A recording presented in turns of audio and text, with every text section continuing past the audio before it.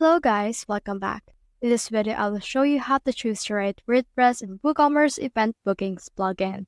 Let's get started.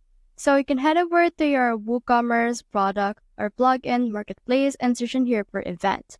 Now you can see this events calendar as well as event tickets and registration. So you can see that they are produced by the same developer, and that in here on the calendar, this will only show you the calendar, while this enable you to purchase tickets and register. So for example, in this case, let's click on this install right here, and let's also install this one. Now, once it's done the installation process, you can head over and activate it as well if you want. So just head over and then click on the activate button that will appear right here. Now you can see the events calendar right here. So let's head over and click on this add new right here in order to add a new event onto our calendar. So once you have clicked on that, you should be able to see this add new event option right here. So let's name this right here as Taylor's Concert.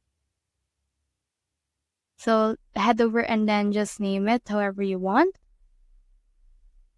And then once you have added that, you can also add descriptions, and you can also add in here the time and date.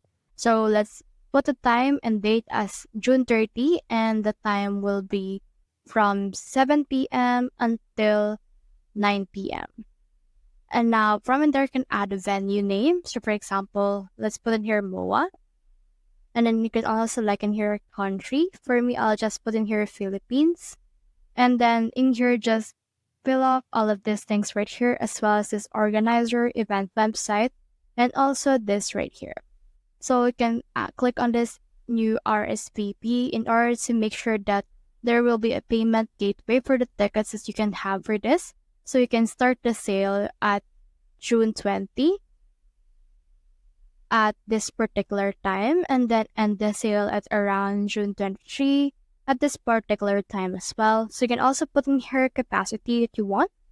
Then from there, click on the save RSVP. Once you have head over and save all of that things, what you can do next is to just head over and add it. From in there, click on this publish option right here in order to publish the event that you have. Once you have published that, you should be able to see it on your actual events page. Now, when you preview it, this is what it will look like, and you can also add this to your calendar if you're the one that's viewing it. You can see in here the details. The cost right now is free because we don't have a payment gateway, but if you already set up a payment gateway on your WooCommerce, you should be able to add a paid ticket for this particular event. So that's the whole process. If you have found this video helpful, so if you leave a like, or subscribe because it helps reach more people. See you soon.